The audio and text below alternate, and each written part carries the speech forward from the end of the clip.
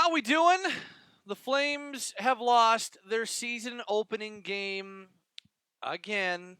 Make it 12 years in a row without a win on opening night for the Flames. Nonetheless, now they get an opportunity to bounce back with the home opener on Monday. Welcome to Flamesnation Live. It's Pat Steinberg along with you from the home studio today, hanging out with you on a Sunday afternoon. Thanks for stopping by. Who do we got in? Stefan was first in, then Jimmy. We've got Noah, JF, Jeff, Josh, all with us on the live stream right now. Get your comments in, get your questions in on the live chat on Facebook Live. Sean in as well. We got lots to talk about after the loss last night. Of course, not the way that the Flames wanted to open the season. Curious as to what the lines are going to look like for tomorrow's game against the Anaheim Ducks. I'm curious what your reaction was to some of what we saw against Edmonton. And let's see if the Flames can get back to the 500 mark. It's crazy to think that is 12 consecutive season opening games without a win. Flamesnation Live is brought to you by our friends at DoorDash, where, as you know, you can always use that outstanding promo code at DoorDash for first-time users. If you use the promo code FNLiveDD, you're going to get yourself a discount on your order and free delivery. Once again, use that promo code FNLiveDD. So the final score last night was 5-2 as the Oilers beat the Flames in the Battle of Alberta.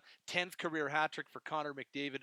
Third against the Flames, as we all know how he has lit things up against Calgary during his career. I actually thought the Flames did a lot of good things in the loss, specifically at 5-on-5. I liked a lot of what the Flames did in the loss. Unfortunately, it was way too much power play time for Edmonton. And when you're going to give them that much power play time, look, it was only 4 power plays, but that's too much. Like, let's be honest. That's too many power plays for a power play that potent. When we're talking about McDavid and Draisaitl and Darnell Nurse and all of what they can do, Ryan Nugent-Hopkins, you had Zach Hyman to the equation. You just can't put the Oilers on the power play that many times, and that's what ended up happening. So when you have a good 5-on-5 game like they have, or like they had, there's a lot of good things to take from that part of the loss. I mean, I think that you can be pretty impressed with the way Matthew Tkachuk played. I think that you can be pretty impressed with the way Andrew Mangiapane played. I thought Noah Hannafin and Rasmus Andersson had a good game. We'll talk about Rasmus in just a second, and we'll hear from him in just a second. But when you give an Oilers team that many power plays, yeah, you're going to put yourself in a tough situation. You're going to put yourself in a bad spot. And the Oilers scored 2 goals on the power play, and that ends up being the difference when it was all said and done. Also, you need a better bump-up shift after you get within 1. Great play, Tkachuk to Lindholm, power play goal, third period, 3-2. Flames are back within 1. They've got all the momentum. They're playing well. And then 26 seconds later, you have bad forward play in the neutral zone. You have a really nice pass from Draisaitl, but then Zadorov lets his guy get by way too easily. And then you probably needed a stop from Jacob Markstrom. I didn't really have any problem with Markstrom last night, except for the timing of the 4-2 goal. You probably needed a stop from Markstrom there. You don't get it. And a 3-2 game where Calgary had momentum turns into a 4-2 game, and the Oilers back in firm control. So that's kind of the way I saw this game going last night. Let's dive in on the live chat. Lots on the live chat. Joseph says, Goodbranson actually had a decent game last night. Sean talking just about that. What could the Flames have done different on the 4th goal where they let Yesik go right up the middle? And it's a really good question. Like, what could they have done better? Well, you needed better containment, better gaps in the neutral zone. You probably needed an earlier step up from Zadorov, and then you needed a save from Markstrom is the way that I saw it off the top of my head going back and remembering it. That's kind of that's how I would answer that question, Sean. Jimmy says, I can't help but think the game would have been different had Coleman played.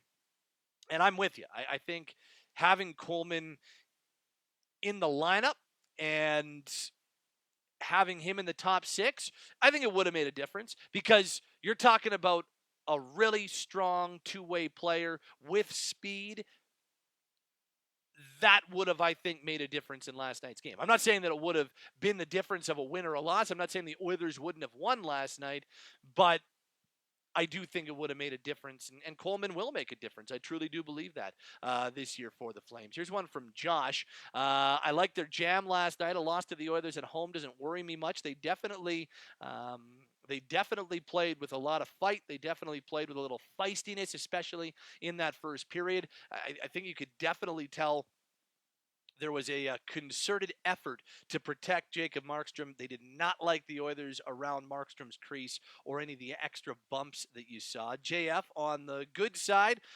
Bread was awesome. Yeah, I thought Andrew Mangiapane was the best player on the ice last night.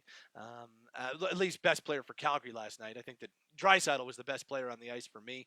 McDavid had the hat trick, of course. But,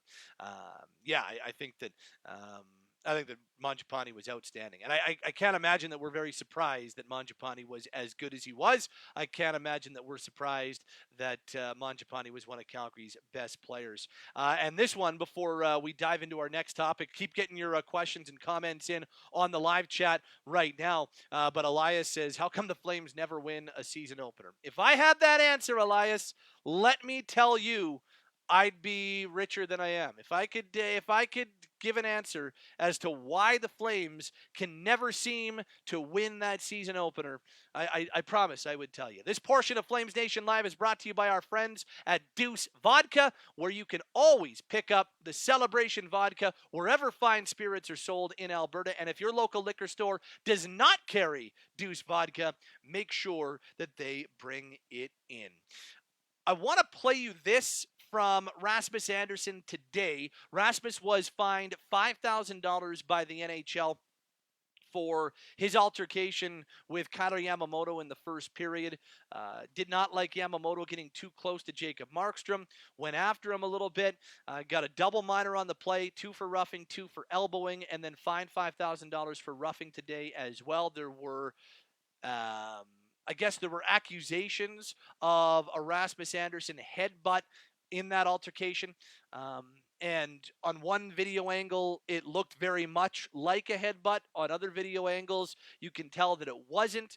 But today, after the game, Flames were back in Calgary. I was down at the Scotiabank Saddledome, and I asked Rasmus Andersson about the play. Wes Gilbertson is the voice of Post Media that you'll hear following up. But I asked Rasmus Andersson what his view or perspective was on that play last night with Kailer Yamamoto, and this is what Rasmus had to say. Kind of slashed Markey, but now when I saw it afterwards, it's kind of our sticks that hit the post. I kind of just heard him slash him, so obviously I kind of elbowed / punched him in the first one, and then it was an altercation, obviously, and he pulled my bucket down, and I didn't really see it, but when he pulled my bucket down, I thought like we were fighting. So and he kind of he felt like he ripped down off my glove, kind of. So I mean, I thought we were fighting at that point, and I didn't really see that he didn't fight or anything. As soon as my glove came off and he ripped my bucket off, I thought we were fighting, and obviously we didn't. So that's how I saw it. There was a lot of people looking at the replay wondering if there was a headbutt there. Do you want to just address that part of it? Yeah, there was no headbutt. I got a $5,000 fine for a roughing and not a headbutt. So in my opinion, I did not try, or I didn't headbutt him. So that was Rasmus Andersson today after practice, giving his perspective, what he saw, how it all played out. And as you heard again, I asked him the question what his perspective was, and he gave you the answer kind of as to how it all played out from his perspective. And then it was Wes Gilbertson of Post Media that you heard following up there, asking about the headbutt accusations, and he was very adamant there was no headbutt. And you know, to Rasmus's defense in that case, you take a look at the other angles from Hockey Night in Canada that they had last night, and at first it did look like there was a headbutt, but I think that after seeing it from a couple of other angles, the one from the other side specifically, and it was pretty clear that it wasn't. So $5,000 fine, the penalty on the ice sufficient along with the fine, but I think the NHL, had there been a headbutt, and the NHL would have levied a significantly heavier punishment than the $5,000 when it's all said and done. So I don't think there was a headbutt, despite what it looked like on the one camera. Couple of other questions, kind of similar or related to. Jason asks or says Kassian should be fined or suspended. Didn't leave the ice after losing his helmet. I think at worst, Jason, that would be maybe a fine or a penalty on the ice. Josh says for Rasmus, $5,000 well spent. In any case, Kyle wonders how didn't Kassian get a penalty for stealing Monahan's stick? I don't know on that one. Like the incident with Monahan where he belted Monahan and then ripped his stick away, and then Zadorov went after him, as did Kachuk. I mean, yeah, there probably should have been a penalty on the play. There probably should have been a power play for the Flames when it was all said and done there. I think it ended up being offsetting minors when it was all figured out. But yeah, there should have been a penalty for Kassian, I think. What else we got from last night as the Flames lose 5-2 here on Flamesnation Live? It's Pat Steinberg along with you.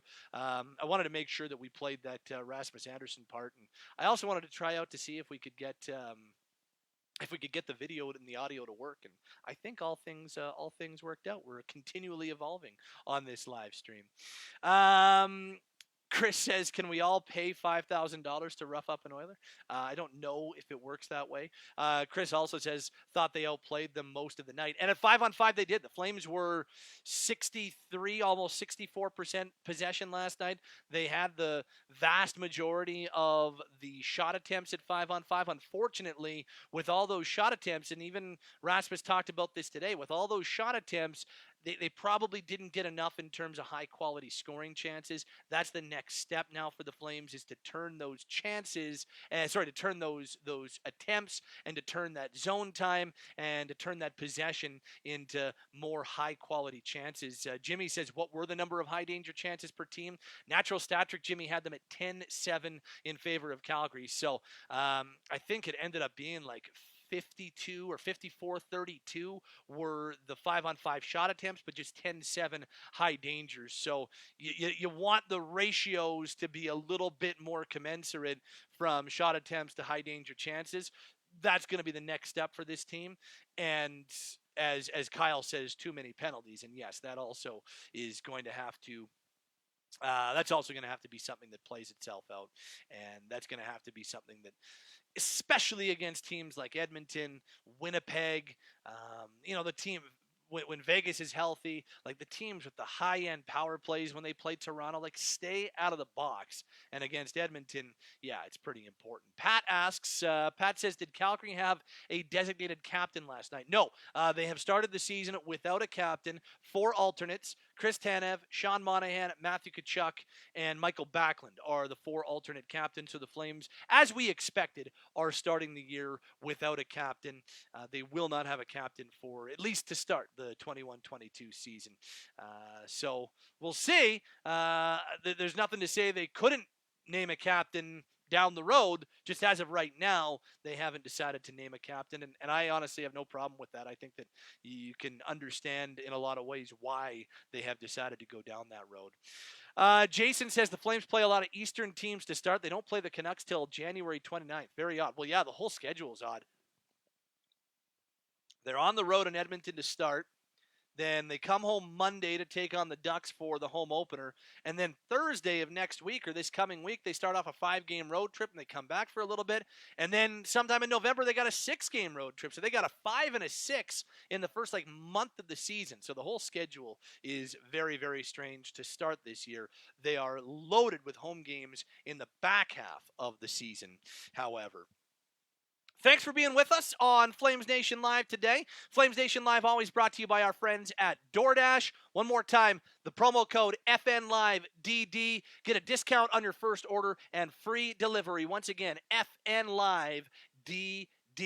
Flames open their home schedule against the Anaheim Ducks on Monday night, 7:30 face-off. We'll have it for you right here. Not right here, but we'll have it for you on our sister and our partner over at Sportsnet 960 The Fan. I got the pregame show for you at 6:30, and the puck drops at 7:30. Follow along on social media, whether it be my socials or the Flames Nation socials. Would love to interact with you on there. Big show from 2 till 6 tomorrow as well, if you want to tune into that. Pike will be with me at some point Tuesday or Wednesday of this week for another edition of Flames Nation Live. For now, be well, be kind to one another, stay safe. We will talk to you next week. It's been another edition of Flames Nation Live, brought to you by our friends at DoorDash.